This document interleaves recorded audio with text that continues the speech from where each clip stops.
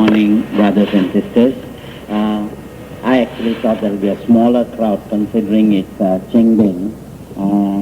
Let's hope that all the empty seats are occupied by the students.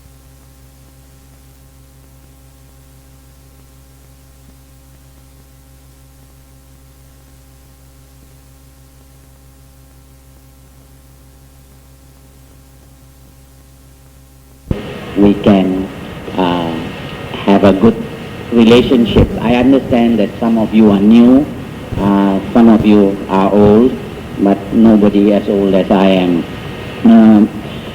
My topic today is Buddhist solidarity, right? And Buddhist solidarity really when you consider the fact that in Buddhism we talk about anatta. Anybody, what is anatta? What is anatta?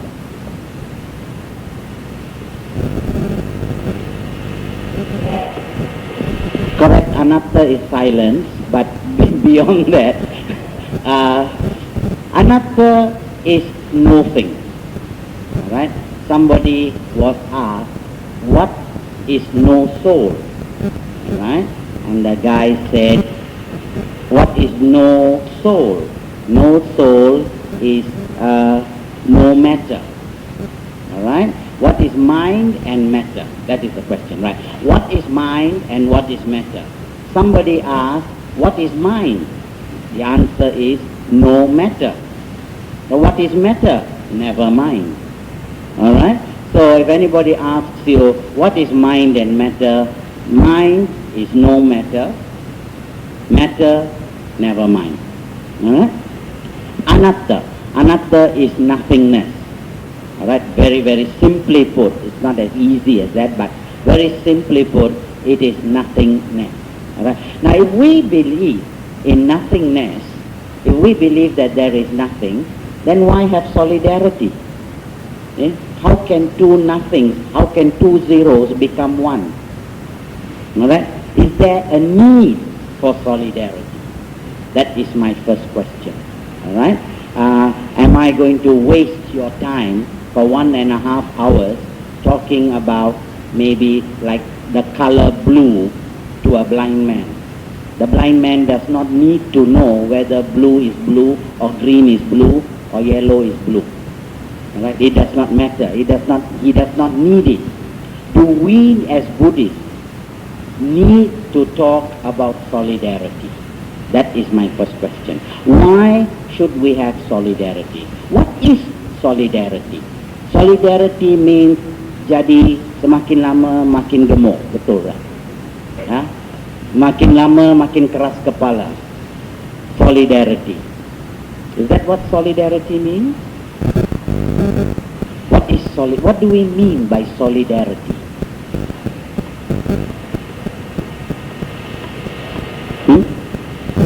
Sorry? Unity, yes. Yes, unity. Do we need unity? Now before we go into talking about Buddhist unity and whether we need Buddhist unity, if we need Buddhist unity, what kind of Buddhist unity?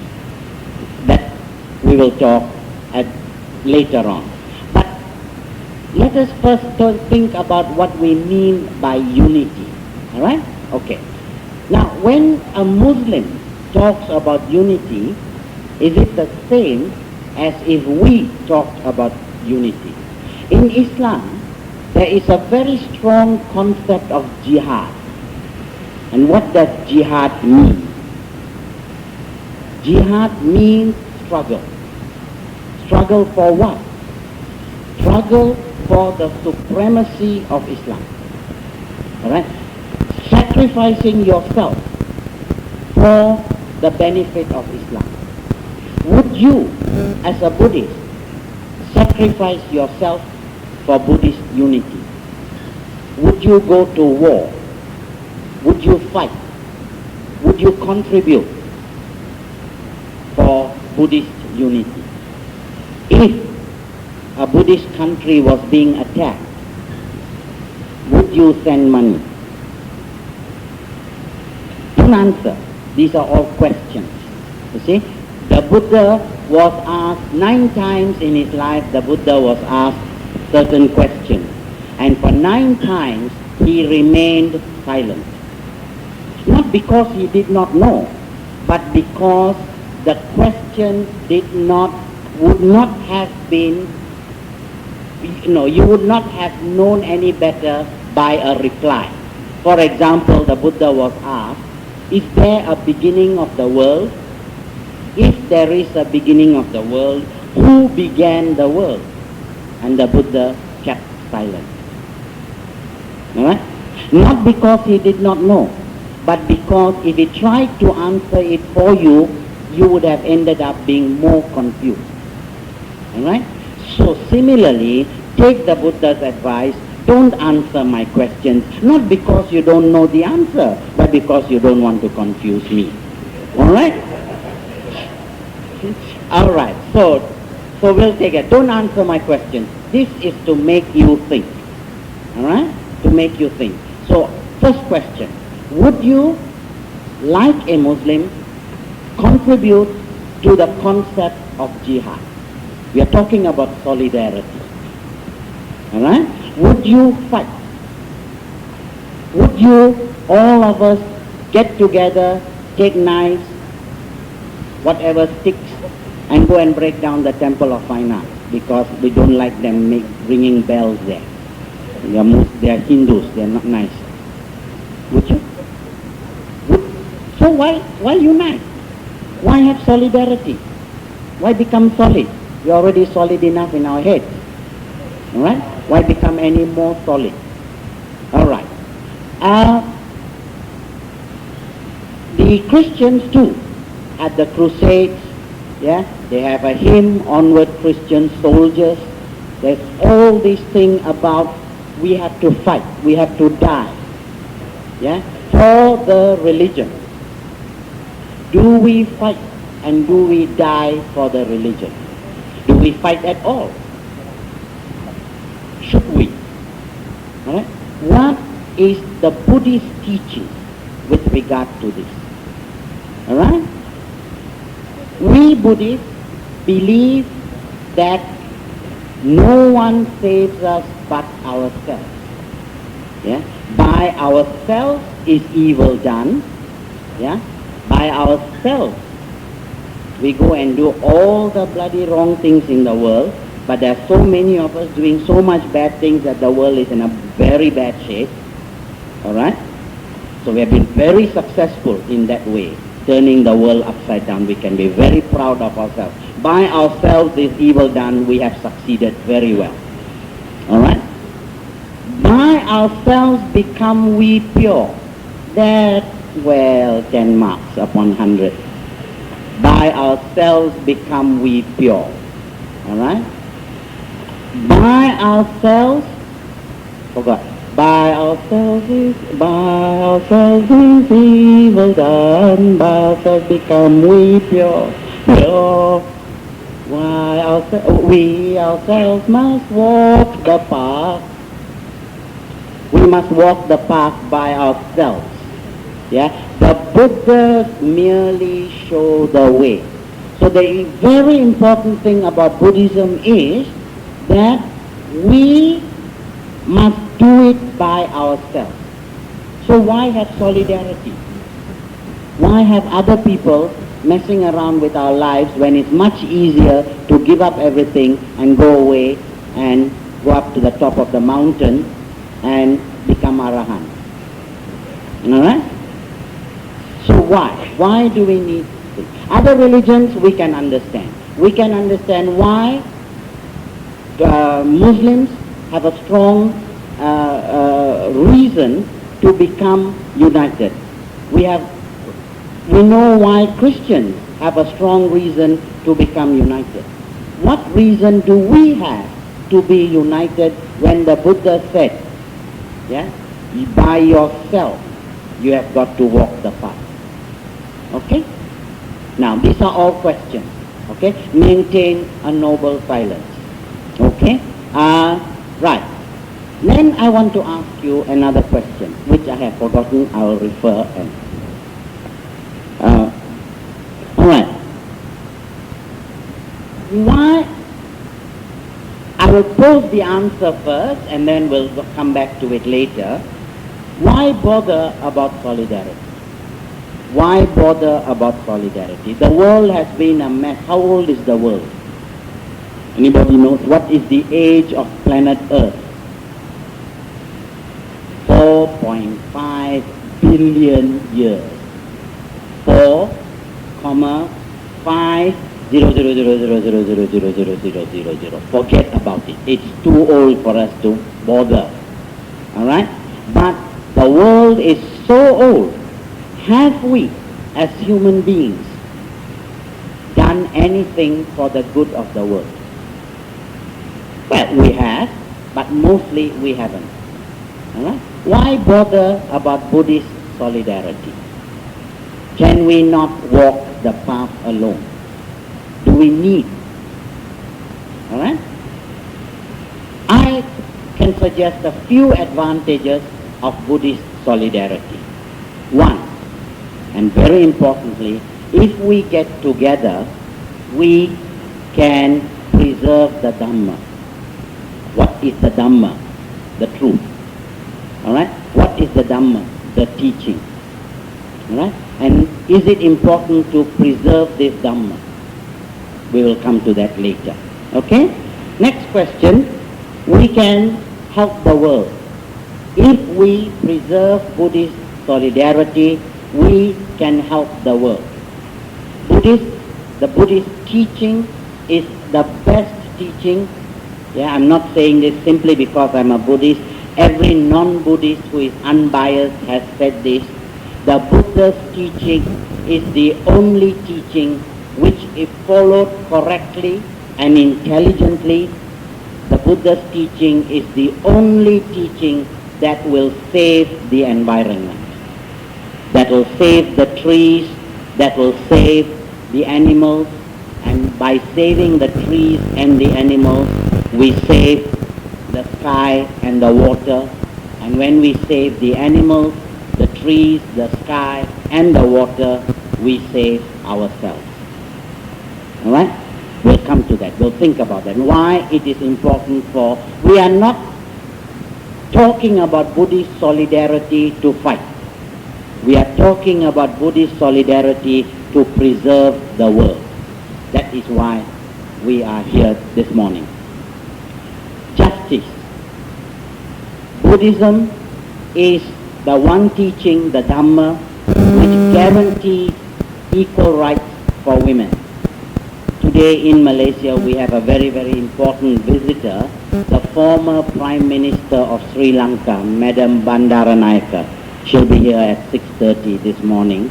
She is the world's first woman Prime Minister. And we are talking about 1969, 30 years ago.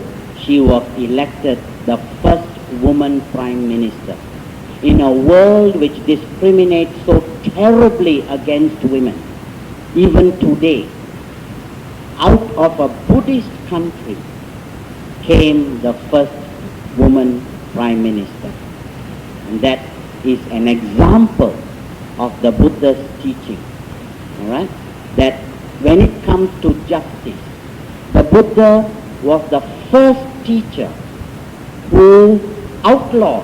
He spoke very, very strongly against the caste system. When the Buddha was alive in India, the society was divided into 4 groups. The Brahmins, the Kshatriyas, the Buddha himself was a Kshatriya, alright, the Vaishyas and the Sudras. The Brahmins, they said they are the Brahmins because they came from the mouth of Brahma, the God. Alright? The Kshatriyas, they were the second class, they were the kings, they came from the arms of Brahma. Alright? The Vaishyas, they were the merchants and the working class, the middle class, they came from the thighs. And the Shudras, they came from the feet, therefore they were low caste. So when a Shudra was passing by, his shadow cannot fall on a Brahmin who was born from the mouth of the feet. And the Buddha came and said, nonsense. He says, Syapakata. You know, he said all human beings were born from one source. You see, if you are in the temple, I won't tell you what source. But it is mentioned, the Buddha, I'll tell you, because you'll think that I'm a dirty old man. But in the Brahmajala Sutra, in the Digha Nikaya, swear I'm not bluffing, there is such a thing called the Digha Nikaya, the long sutra. In the Brahmajala Sutra, the Buddha mentioned that the Brahmins say that they were born from the mouth of the Brahma. Okay? If that is so, Brahma must have walked upside down. Think about that. And you know, when the Buddha attacks wrong view, he attacks very, very strongly. You see? So I advise you to read the Brahmajala Sutra. It's a very, very interesting thing. Alright, so justice. So the first thing that the Buddha did was when he started preaching the Dhamma, he said there is no difference between human beings. Not by birth does one become a Brahmin, the Buddha said in the Dhammapada. By deed does one become a Brahmin. So there is no such thing as Brahmin, there is no such thing as Sudra. Alright? There is no such thing as Sultan, there is no such thing as common man.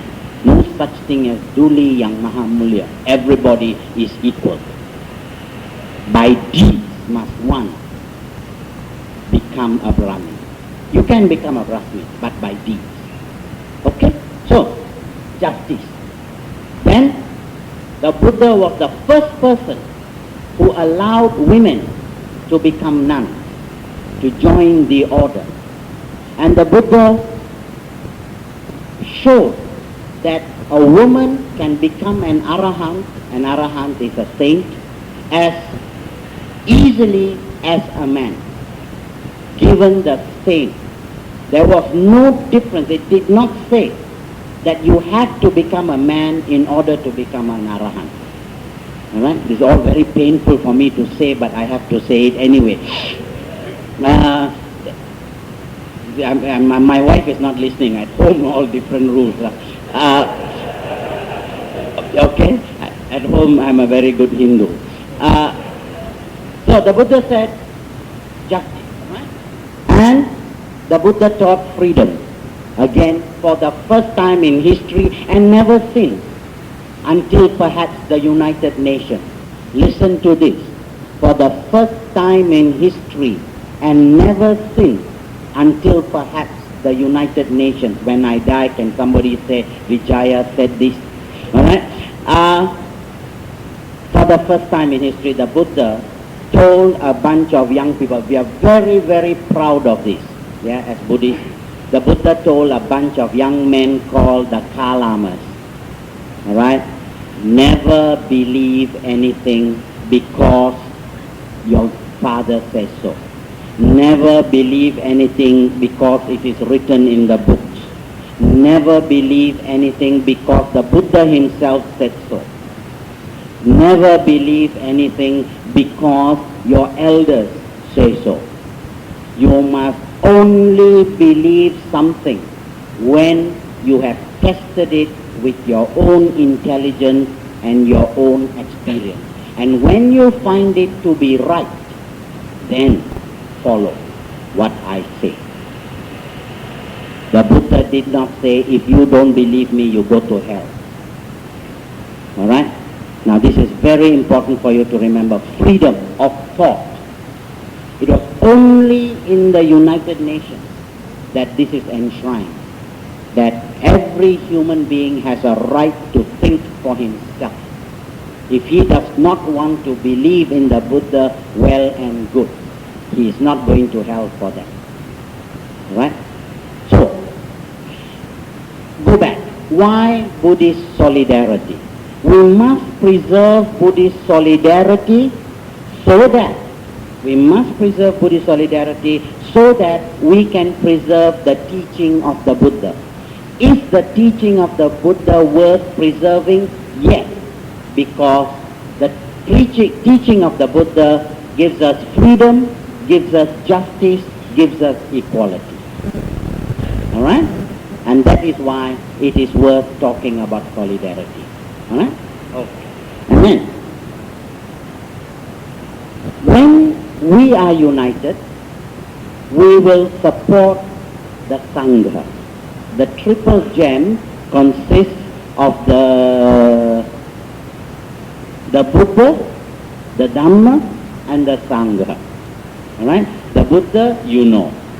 The Dhamma, we talked about, it is the truth, the teachings.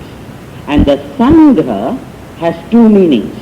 One is the disciples of the Buddha who became Arahant. All right? That's one meaning. The pure one. The other meaning is all the monks, all those who wear the yellow robe, whether they are Mahayana, Theravada, Vajrayana, anyone, whether Chinese, Indian, Thai, Burmese, they are called the Sangha. So together. Now if we lay people are united, we can support the Sangha. What is the job of the Sangha? The job of the Sangha is to preserve the Dhamma, the teaching. So they give up their lives, they give up marriage, they give up jobs in order to study the Dhamma. Right? And then share the Dhamma with us. So we, in return, must look after them. This is Buddhist solidarity. Alright? This is Buddha gone. Dhamma is the teacher that the Buddha left behind. The Sangha, they are the ones who are preserving the teaching, and we have a responsibility to support them. So when we support them, they support the Dhamma. When the Dhamma is alive, the teaching is alive. When the teaching is alive, there is hope for the world. If the Dhamma dies, the Dhamma will die. One day the Buddha has said that the Dhamma will last during a kalpa, a long period of time. But at the end of that period of time, the Dhamma will be lost, will be forgotten. Then there will be a long period of suffering. And then again it will start and the next Buddha will come. Alright? What is this principle? What is this principle of disappearing called? Sorry? Nothingness? Not really. It's a little bit connected, but close enough. Impermanent. It is impermanent. But what we cannot take even that as going to be permanent. Even the Dhamma will be forgotten after this Buddha's period. Then the next Buddha will come. Alright? But it is our duty to support the Dhamma, the Sangha who support the Dhamma. And so long as we do that, we will be supporting Buddhist solidarity. So we don't have to fight. Alright? We share. Alright? We don't get together to kill animals. Alright? We live with them. We share our solidarity with all beings. Every time we pray, alright, the Karaniya Metta Sutra, alright, short or long, big or tall, thin or fat, yeah, whether living above or below or around, all beings, yeah, we do not say because you don't believe with us we kill you, or sometimes we just hammer you, or sometimes we give you extra tax. Nothing of that. All are equal. Alright? And this is what we say by Buddhist solidarity. Buddhist solidarity not among Buddhists alone, but among all creatures. And that's fantastic. Alright? And there was an emperor called Emperor Asoka. He was a terrible man. is reputed to have killed about 100,000 people in India. He was the first man to conquer India from north to south. But having conquered India and having killed so much, he became a Buddhist. And having become a Buddhist, he was disgusted with what he had done. And he spent the rest of his life preaching the Dhamma, helping to preach the Dhamma. And one of the things he said is that if you want to practice your religion, all right, you must practice it in this way. You must not condemn another's religion. You must not condemn another's religion, because if you condemn somebody else's religion, you condemn your own. All right? There is a very famous British politician who said, I may not agree with what you say. What you say, I don't agree.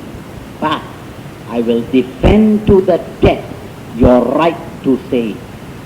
If you say that my talk is boring, all right, I don't agree with you.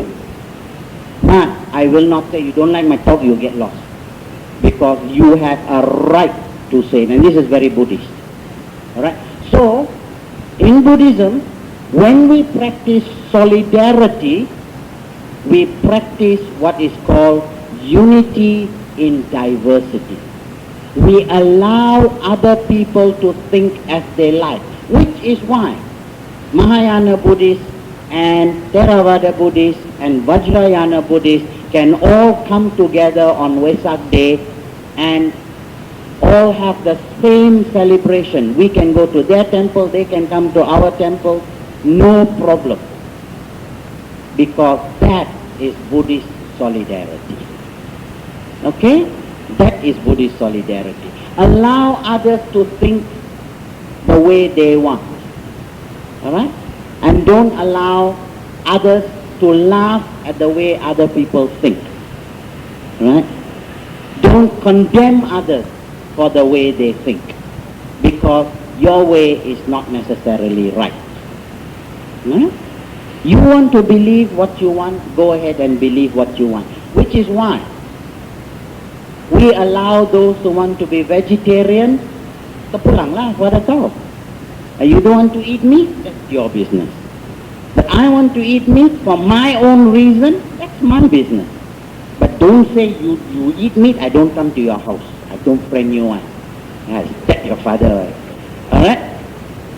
So, this is very important, because the basis of Buddhism is understanding, compassion. Alright? One more thing in Buddhist solidarity. I walk the spiritual path, my spiritual friends beside me. Very, very important. Here. Says in many sutras, that in the Mangala Sutra, a deva came down from heaven, approached the Buddha and said to the Buddha, what is the highest blessing? Alright? What is the highest blessing? The Buddha did not say to pray to me is the highest blessing. He did not say that at all. What did he say? He listed a number of things. Respect father and mother, and all that. But he said, Asena vacha balanam panditanam cha sevana. That means not to associate with fools. To associate with the wise. That is the highest blessing. Okay? Now, not to associate with the fool. What is by Buddhist definition is a fool? A fool is a person who takes you away from the spiritual path.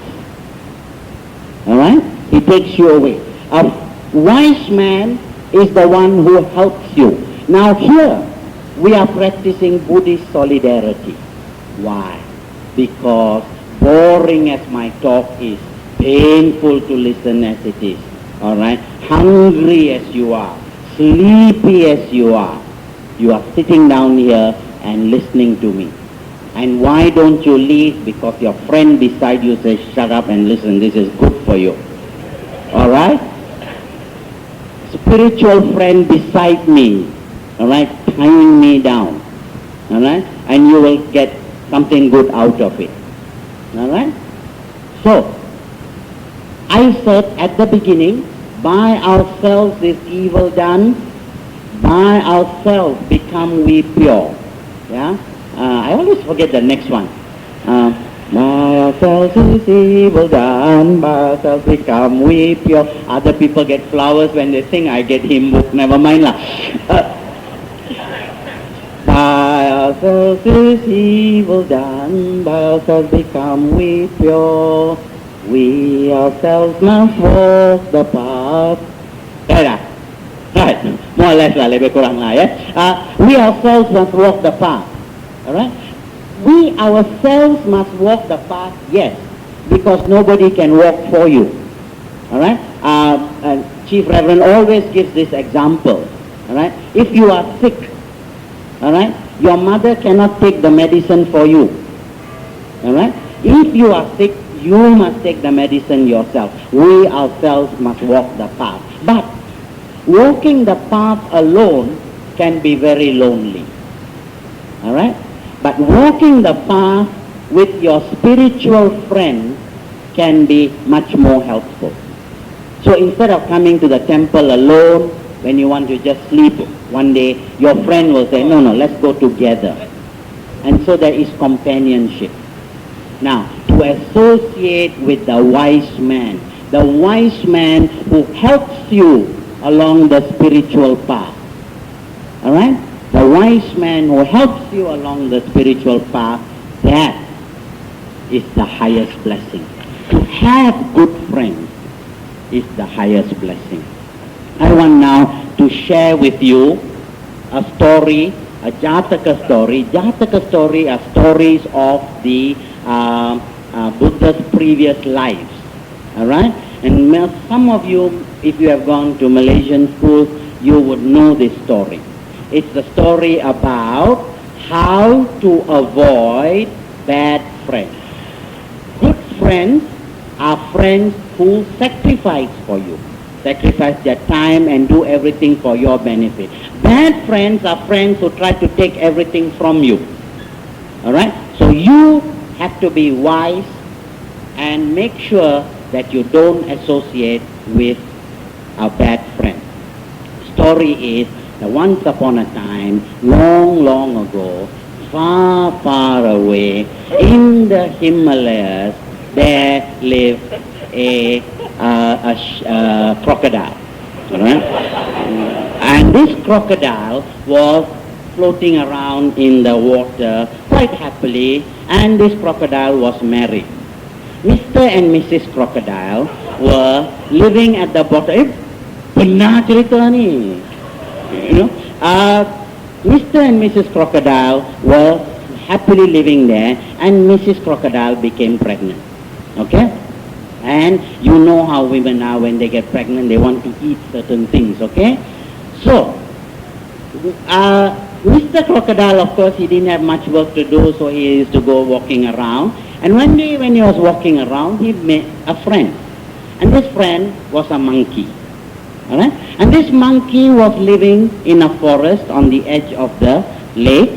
And this place had a beautiful mango tree. And the monkey was very happy.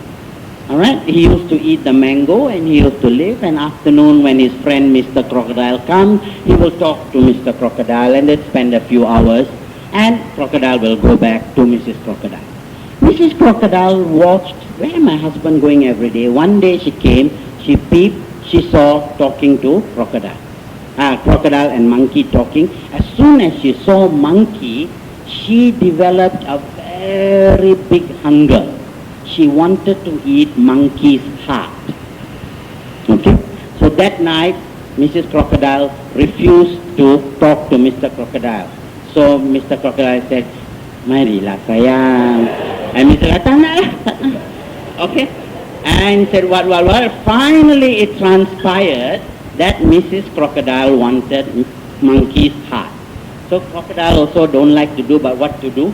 Otherwise he'll lose his wife. So to cut a long story short, he told monkey, hey monkey, you are always eating mango from the same tree.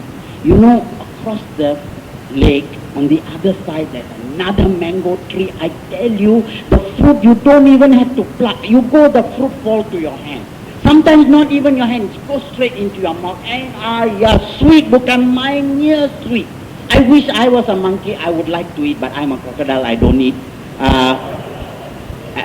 mango.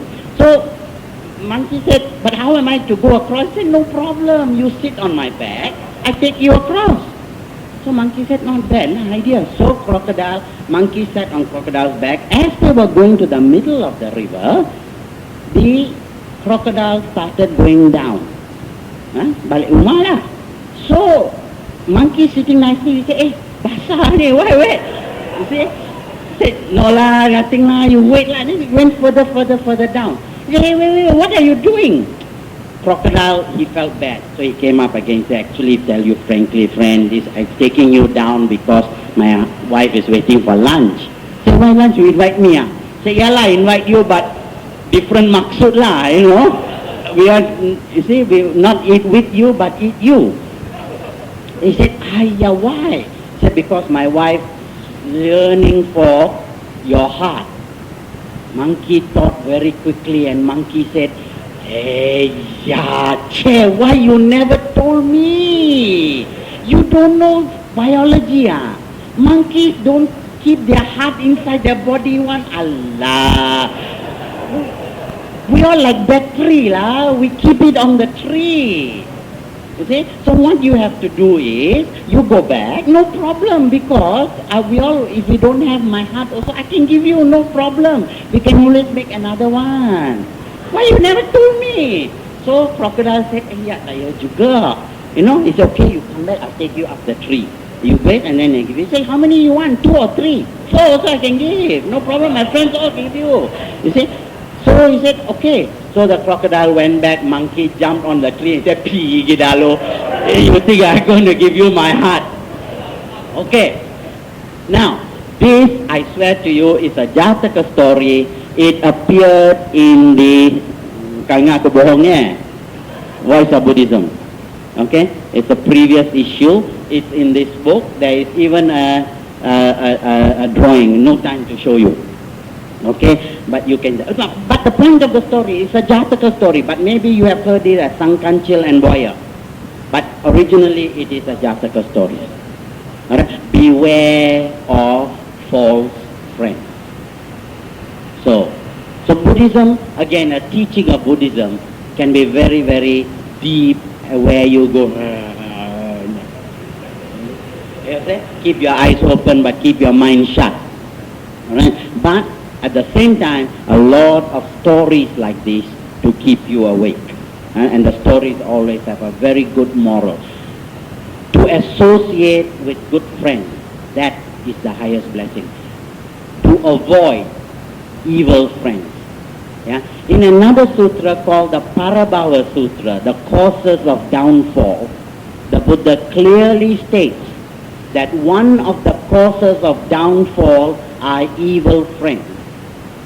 Not just evil, foolish friends. Friends who tell you spending a day at Port Dickson is far more useful than wasting your time listening to an old man with white hair, big stomach. Okay?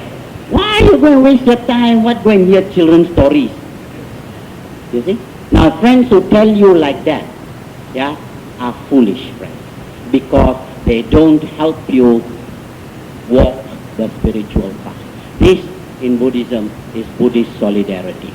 Associate with the right kind of friends. Friends who help you when you are in trouble. Friends who push you to walk the spiritual path, because we find solidarity in numbers. Right? And this is the reason. A lot of people tell me, I don't have to come to the temple because I can pray at home.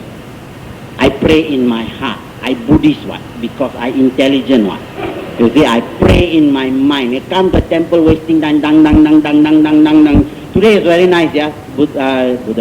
Chief Reverend just decided that ringing that bell creates more disharmony in the head.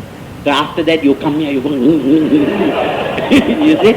So we've decided now, ring the bell 3 times. You know the service has started, and calm your mind just listening to the chanting as this. It's so much. Why we didn't think of it in 100 years, God help me, I don't know. But it's a good thing. All right? So, I can pray in the heart. No, you cannot. Yes, you can pray in the heart. Yes, you can walk the path alone. But it is so much easier to fall.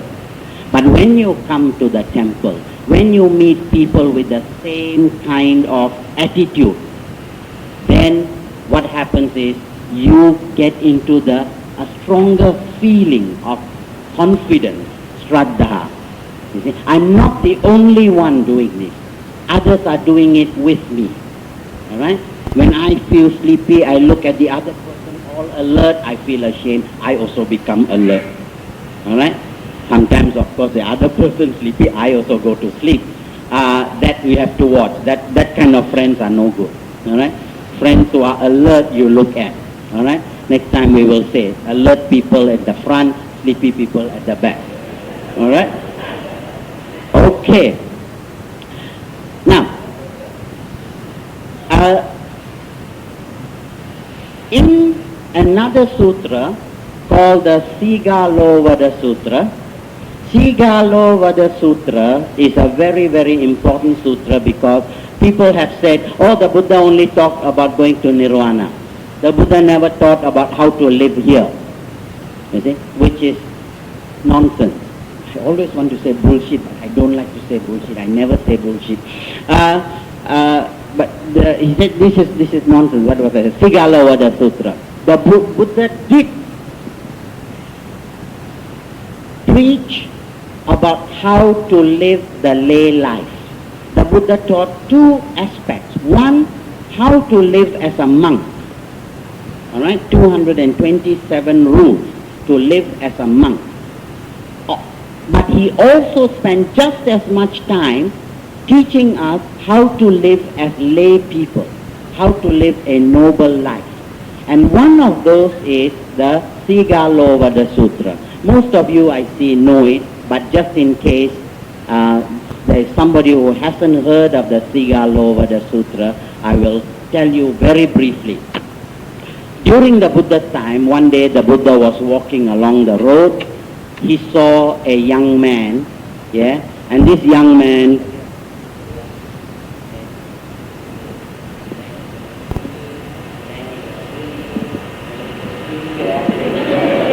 the Buddha watched him for a little while and said, young man, what are you doing? He said, oh, I am praying to the 6 directions. So the Buddha said, oh, that's good. What is there at the end of the direction? He said, don't know. My father told me to do, I do lah. Then the Buddha said, why did your father tell you to do this? He said, oh, when I die, if you want to be a good son, you pray to the 6 directions. So the Buddha said, that's very good. You listen to your father is very good. But do you know why? What your father really meant was not just do this and say, bloody hell, my back paining. Ayo, why I must do every day? Alamak, pain lah.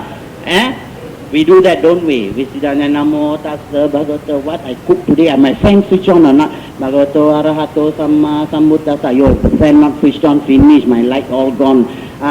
You see? Your mind is saying one thing, your mouth is shouting another thing. Alright? I know, because I watch you, I can see what's happening in your mind. Alright, so watch your mind. You can say, I give you full permission to say my fan not switched off, my fan not switched off, but in your mind you must be thinking Namo Tassa. It should be the other way around. Your mind must be clear, your mouth can say anything.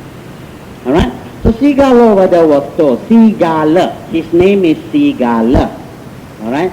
Sigalovada Sutra is the name of the sutra. Okay. So Lord Buddha told Sigala, look, that's not what it meant. What it means is when he says you bow in one direction That means you respect your father and mother. Alright, that's when you bow to the north, because you get your life from your father and mother. Respect your father and mother. The next one, respect your children. See, the Buddha said it's not only the children must respect the father, but the father must respect the child. Sometimes we tend to forget that. You say we expect all the demand, but do we respect the child? 2,500 years ago, the Buddha taught us, employer, because that's where, don't cheat your employer. If you have to leave at 4 o'clock, don't change the clock at 4:15. You see? Respect your employer. Respect your employee, the guy who works for you. Respect him. Yeah? Respect your wife. Yeah? Respect the beings below you. That includes animals, the unhappy beings. Respect the gods above you. If you respect everybody around you, then you are praying to the 6 directions. So the Buddha said, bending and doing all this, he calls in the first sermon, the Buddha said, rituals. If you think you can be saved by ritual, if you think you can be saved by putting ash here, bathing 7 times, by going into the river, if you think by coming here and putting flowers, Buddha save me, Buddha save me, Buddha save me, no way, by ourselves we walk the path. That is the meaning of by ourselves. So, but the Sigalovada Sutra is important for my topic, Buddhist solidarity. Why? Because I respect the 6 directions that links me to my community. I respect you, you respect me, I respect my mother respects me, I respect the gods, I respect those below. Because of that, I will not go around killing animals, because I respect them. Alright? And because of that, I will protect the environment. Mutual respect. I respect you, you respect me. That is Buddhist solidarity. Your friend next door is a Christian. You don't laugh at him and say that he is doing the wrong thing, he is going to a Buddhist hell. No, you don't do that. You respect him for what he believes is true. It does him good, good for him. You have no right to go and tell him, my friend, you are doing wrong. Huh? We Buddhists also have a duty to convert others. Why Uncle Vijaya say this? We have a duty to convert others, but not to steal them from other religions. We have a duty to convert people from being bad to become good. They can remain Christian, but so long as they don't kill, steal, have sexual misconduct, don't take intoxicating drinks, and don't tell lies in the wrong order, but the 5 are there. Okay? As long as these 5 are followed on a very low level, sila level, you are helping your friend. Convert your friends only that far. Don't force them to come to the temple. If they do, let them come on their own. Right? But if you have Buddhist friends, by all means, bring them here. Okay? Let's start by converting all Buddhists to become better Buddhists. Let's start by converting all Buddhists to pray to the 6 directions. Sigalovada Sutra. Okay? Right. And choose your friends wisely. Yeah? Don't allow them, by the same token, if you mix a lot with Buddhist friends will keep you here. You mix with the wrong friends, they will take you away from here. Alright? And they will lead you away from Buddhism, which, as I told you, has no reason to believe that it is inferior. Right? It is the highest truth. Okay? Right. So, Buddhist solidarity. Now, one of the reasons, it is a fact though, that if you look at this from a political point of view, Buddhists are the most disorganized, the most disunited, the most useless bunch of people you can find in the 20th century. Right? When the Vietnamese were getting blown up and they were getting their hands and legs blown up, how many Buddhist countries bothered? Yes? What is happening in Yugoslavia today? Yeah? Serbia, Bosnia, look at the way the other countries are jumping up and helping them. I am not saying we want to do that. But what I'm saying is, if you look at it politically, Buddhist countries couldn't care two hoots. Is this good or is this bad? Maintain a noble silence. Okay? Example. Right? Recently, in India, there has been a very, very big uprising, a very big political problem starting from a religious source. And what is that? Yes, the Hindu and Muslim fight, Ayodhya.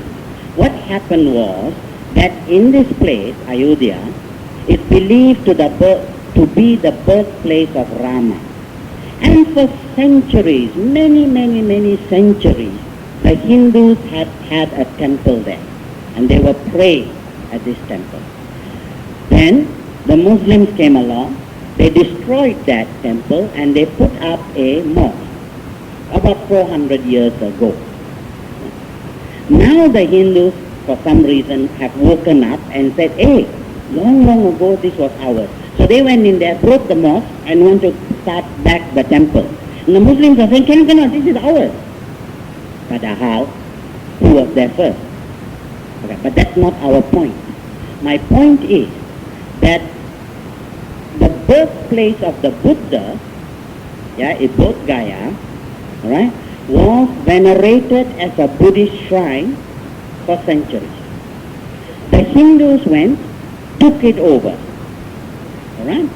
And now what's happening is, because of the Muslim-Hindu quarrel, where the Muslims are saying this was ours in the first place, there is a Japanese monk in Ayodhya who is saying, aha, if that was yours in the first place, this was ours in the first place. So you show us good example, you give back. You see? Now, our point is, as Buddhists, should we all start sending money to this Japanese monk and say, yes, we support you? Should we or shouldn't we? Maintain a noble silence. Alright? Alright? Because it's a very, very difficult question to answer. How worldly do we become? How militant do we become in this world? Is it necessary to be militant? It's one thing to be calm and gentle and forgiving. It's another thing to have people walk on your head. The Buddha's example, of course, is go ahead, walk on your head. Because that's what happened in Tibet. When the Chinese communists attacked Tibet in 1949, they said, look, we are not going to fight you. You want to kill us? Be my guest. But we are not going to fight because Buddhism says no fight. Right? Today, a lot of young Buddhist monks in Tibet are saying, no, that's different. We fight. And they're getting back their country. They want their country back. So this is the problem. These are the political problems that come about if we get involved in the worldly life. And can Buddhists pretend that we don't belong to the worldly life? If we don't, what are we to do? That is the question. Do we fight? Do we unite? Alright? Now, one of the reasons why Buddhists have not been united goes back to the time of the Buddha. When the Buddha was alive, Devadatta, who is Devadatta? His cousin, not brother-in-law. Yasoda's brother, is it? I'll have to check on that. Anyway, he was a cousin. And he was a very, very powerful monk. He was a very good organizer, very strong, very disciplined, but he was power crazy. So he told the Buddha, look, you're going to die. As soon as you die, you have got to give power to somebody. Alright? And the Buddha said, no. When I die, my power, the symbol of my authority will be the Dhamma. Let the Dhamma be your teacher. He did not appoint a successor. This is very, very important, because the Buddha knew the moment you appoint a successor, this successor will say, this is what you must do, this is what you must not do, and if you don't do this, we will excommunicate you, we will chase you out of the temple. If you do this, we will give you a medal. And we will start organizing the religion. And the Buddha did not want a religion to be organized. Alright? So that is why he did not appoint. Because he did not appoint that, in Christianity, the Catholics have a pope. Alright? The Church of England, they have the Archbishop of Canterbury. So mentally they can connect to one point. Muslims have Ayodhya. The Muslims have the Kaaba. And mentally they connect. And they feel one. Buddhists do not have this. And this is one of the reasons why we do not think as one. The Buddha was very wise in leaving us that way, giving us the freedom to think for ourselves. Alright? But politically, we have paid a price for this. We have been disunited. We have allowed people to walk on our heads. We have had a lot of our things taken away from us. Not important, but at the same time, if you look at it from a worldly point of view, then perhaps important. Okay? Again, I am very, very clear in not making a decision on this issue. Please. I'm not saying that I suggest that all of us get together and form a society for the prevention of cruelty to Buddhists. Okay? I'm not saying that at all. Alright. However, there have been times in history when we have been pushed too hard. And a few people in the last century, the one name that comes to my mind is Anagarika Dharmapala. Now say that quick. Anagarika Dharmapala was a Sri Lankan, and he was a layman. He wasn't a monk. He is seen as one of the reformers of Buddhism, who gave back to Buddhism a sense of identity. He was the one who went to India and negotiated with the Indian government, which was British at that time, to give Ayodhya, Bodh Gaya back to the Buddhists, and to make it a kind of no man's land. And if you go to Bodh Gaya, you will see there are, it's maintained by the Japanese, by the Thais, by the Sri Lankans. All right, they've got land all over the place. All right, and it's organized by a council of 5 Buddhists and 4 Hindus. All right, and this place is run that way. So Anagarika Dharmapala was one of those in the last century who went around fighting for Buddhism. Fighting, not fighting with the sword, but fighting with the spirit. Alright? You are all fighters. You have to fight Mara all the time. Not ITM, Mara. Okay? You have to fight Mara all the time. So that same kind of spirit, energy, virya, you use to uphold Buddhism. Why do you uphold Buddhism? Not because it brings you political benefit, but you uphold Buddhism because, like in the past I told you, you uphold Buddhism for the good of the world. Because if you uphold Buddhism, you uphold Dharma. When you uphold the Dhamma, you uphold freedom, justice, environment, you protect the world. When you protect the world, you protect animals. When you protect the animals, you protect the water, the sky, the sea. So it is not for your own personal benefit that you want to spread the Dhamma, but for the good of the world. Okay? So, Anagarika Dharmapala was one of them. He has given us back the Kaaba of Buddhism, which is Bodh Gaya.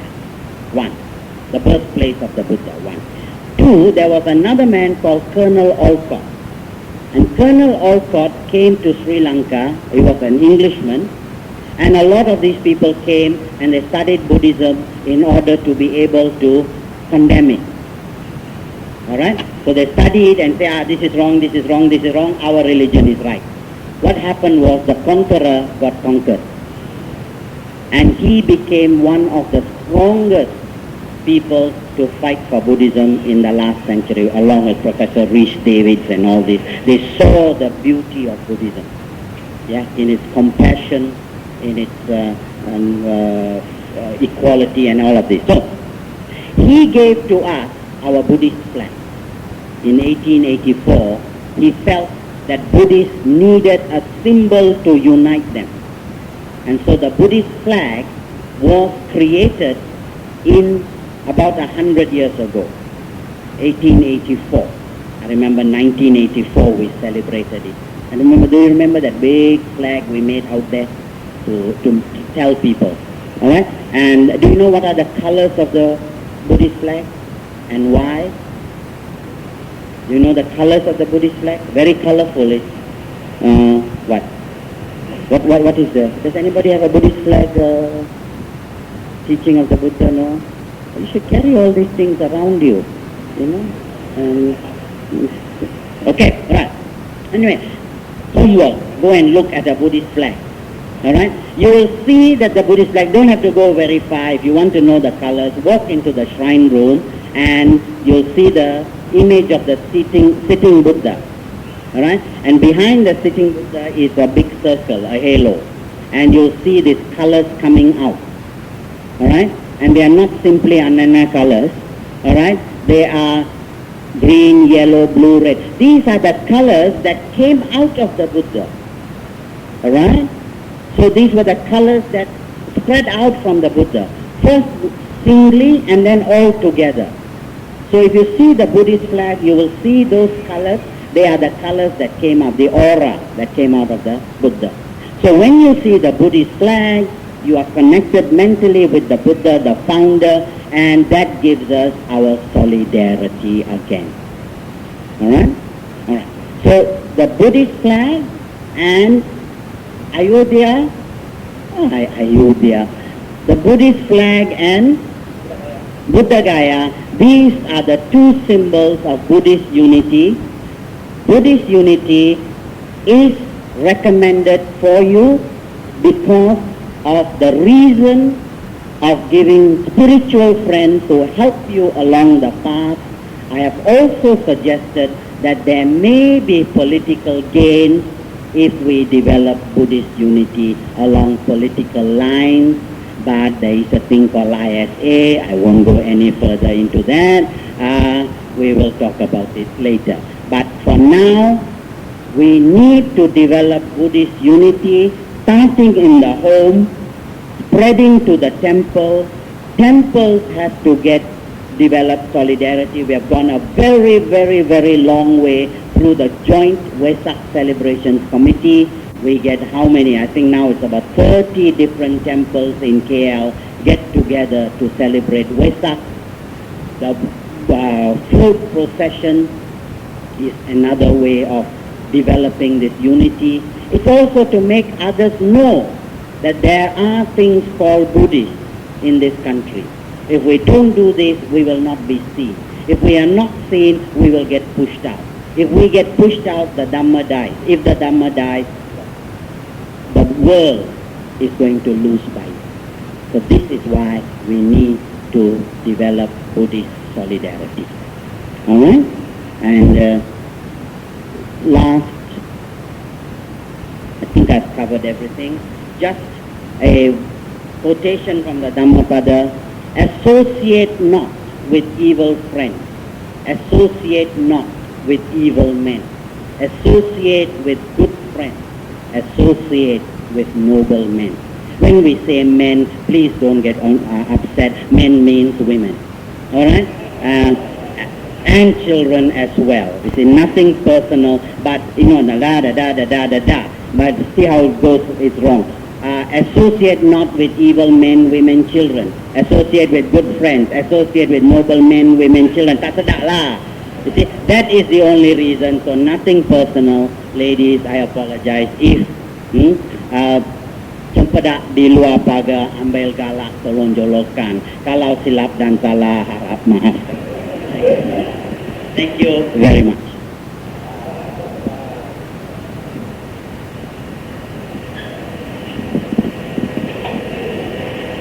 Thank you, Mr. Vijay. Maybe there are quotes. I myself am from Melbourne, and we have exactly the same situation. But take heart, because it happened here in the 60s. In the 60s, it was going that way. But over the last 30 years, the number of young people just in BMS alone is very, very, very heartening. And the number that have gone from here into all over the country and started Sunday schools, started little viharas, little shrines, is very, very heartening. Because I feel there is a movement back towards Buddhism. We need to catch that, right? And we who are established here, as you rightly say, with publications, we have to now contact you, and we are prepared to give you any help you need, any help at all, including please contact Venerable Mahinda. Yes.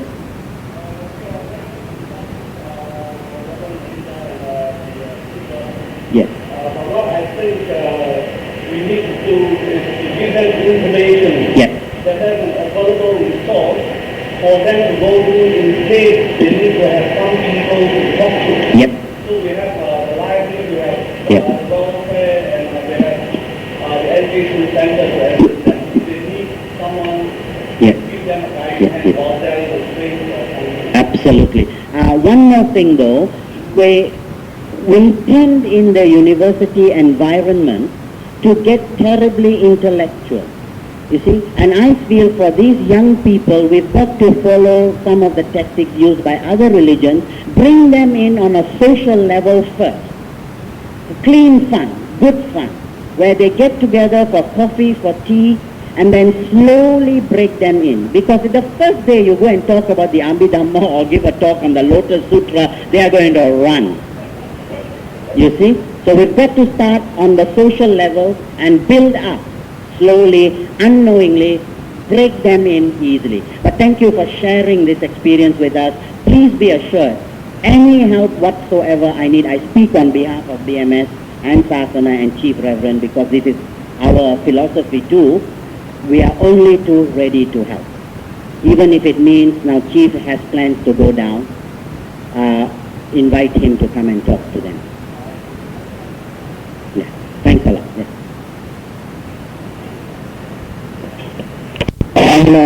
I'm a British graduate engineer. I just have one more view, that is to another view to arrest the problem even at a lower level. That is before they even go up to A levels and universities. I think a lot of graduates with a lot of Dharma knowledge and experience should come to this temple more often to speak to these people, Form 4 and Form 5 people, so that they will have understanding of Dharma.